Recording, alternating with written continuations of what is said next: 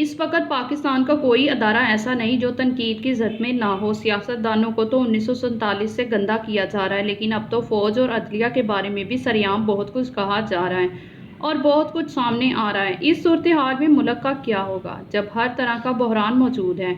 کچھ مصلیت پسندوں کا یہ بیانیہ طویل عرصے تک رائج رہا کہ ملک میں ایک واحد ادارہ فوج ہے جس کا لوگوں میں اعتبار ہے۔ کچھ لوگوں کا یہی بیانیہ عدلیہ کے بارے میں تھا۔ سیاستدان خصوصاً پارلیمنٹ کے دفاع کا بیانیہ تو رائج ہی نہیں ہو سکا۔ اب تو رائج بیانیے بھی غیر مؤثر ہو چکے ہیں۔ تاریخ میں مفروضوں کے ذرائع بھی طویل عرصے تک حالات کو جوں کا توں برقرار رکھا گیا۔ خرافات کا ٹوٹنا یا ختم ہونا بھی بہت تشویشناک ہوتا ہے۔ یہ جو کچھ ہو رہا ہے یہ تو ہونا ہی تھا۔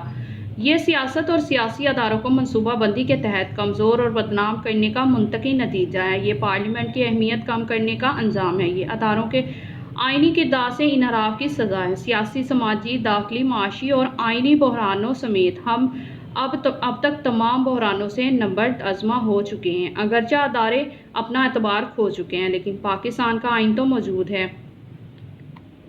واپس آئین کی طرف لوٹنا پڑے گا۔ آئین ہی پاکستان کی بقا کا ضامن ہے اور آئین ہی سارے مسائل کا حل موجود ہے۔ آئین پر عمل درآمد کر کے ہی ادارے اپنی ساکھ اور اپنا اعتبار بحال کر سکتے ہیں۔ یعنی عمل معکوس کی طرف جانا ہوگا اور یہ کام عدلیہ کے احتساب سے ہی شروع ہوگا۔ اگر ایسا نہ ہوا تو ہم عمل معکوس کی طرف جا ہی نہیں سکیں گے۔ 2023 پاکستان کے آئین دوستوں کی گولڈن جوبلی کا سال ہے۔ 1973 کے آئین کو بنے ہوئے 50 سال ہو گئے ہیں۔ بعض حلقے یہ تاثر دے رہے ہیں کہ دستور ناکام ہو گیا ہے، اس لیے سارے بحران پیدا ہوئے۔ دیگر کچھ حلقے اس بات کو آگے بڑھاتے ہوئے یہ مطالبہ کر رہے ہیں کہ پاکستان میں ایک نئے سماجی معاہدے یا دستور کی ضرورت ہے۔ کچھ حلقے تو ایسے بھی ہیں جو دستور میں عدلیہ اور فوج کے سیاسی کردار کی تعیین کی باتیں کر رہے ہیں۔ وہ اس حوالے سے دنیا کے چند ممالک کی مثالیں دیتے ہیں جہاں فوج اور عدلیہ کو آئین کے تحت حکومتی امور میں شامل کیا جاتا ہے۔ میں سمجھتی ہوں کہ ایسا تاثر دینے والے یا ایسی باتیں کرنے والے پاکستان کی تاریخ اور پاکستان کی معروضی حالات سے ناواقف ہیں۔ پاکستان کا دستور ناکام نہیں ہوا، اس میں اس قدر بھی شکم نہیں ہے کہ اس کی منمانی تشریح کی جائے۔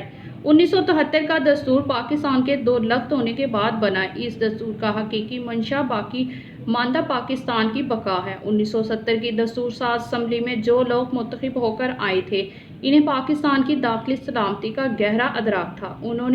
کیونکہ وہ بڑے تجربات سے گزرے تھے اور حقیقی قومی اور عوامی تحریکوں کا حصہ رہے تھے اور اچھی طرح جانتے تھے کہ پاکستان ایک وفاقی حیثیت سے قائم رہ سکتا ہے جہاں وفاقی پارلیمانی جمہوری نظام ہو اور جہاں وفاقی اکائیاں مضبوط ہوں۔ اگر 1973 کے دستور کے اس بنیادی منشا کے خلاف کوئی دستور بنا تو یہ پاکستان کی سلامتی کے لیے بہت خطرناک ہوگا۔ سکوت ڈھاکہ کے بعد 1973 کا آئین ہی پاکستان کی بقا کا ضامن ہے۔ 1973 کا آئین ناکام نہیں ہوا، بلکہ اس سے پہلے والے آئین پاکستان کی معروضی تقاضوں سے ہم آہنگ نہیں تھے، اس لیے وہ ناکام ہوئے۔ جو لوگ نئے عمرانی معاہدے یا نئے دستور کی بات کر رہے ہیں وہ بنیادی طور پر پاکستان میں وفاق، پارلیمانی جمہوری نظام حکومت کا خاتمہ چاہتے ہیں اور پاکستان کو فاق کی بجائے اس وحدت بنانا چاہتے ہیں۔ وہ وفاقی اکائیوں کو کمزور یا تقسیم کرنا چاہتے ہیں۔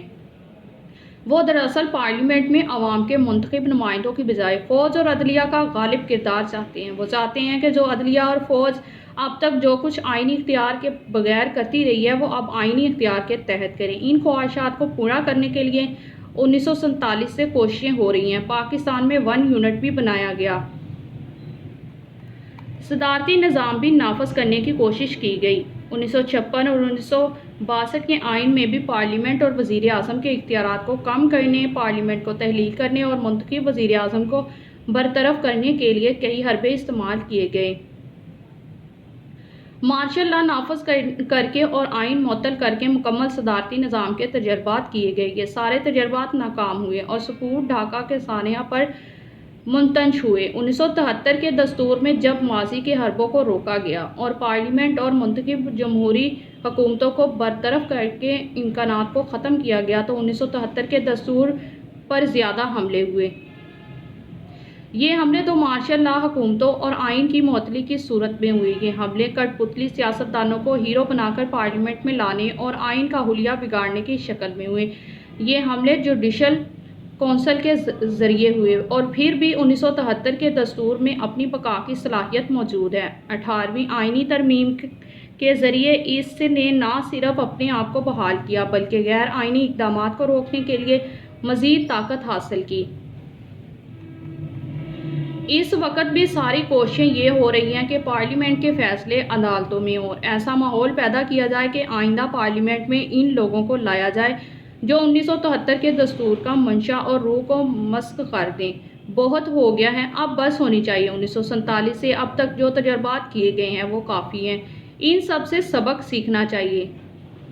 لوٹ آئیں 1973 کے آئین کی طرف، اس آئین کی منشا اور روح کا ادراک کیا جائے اور آئین سے انحراف پر احتساب سے عمل موثوق کا آغاز کیا جائے تاکہ اداروں کی ساکھ اور اعتبار بحال ہو اور ہر ادارہ آئین کے دائرے میں رہتے ہوئے ملک کو بحرانوں سے نکالنے میں اپنا کردار ادا کر سکے۔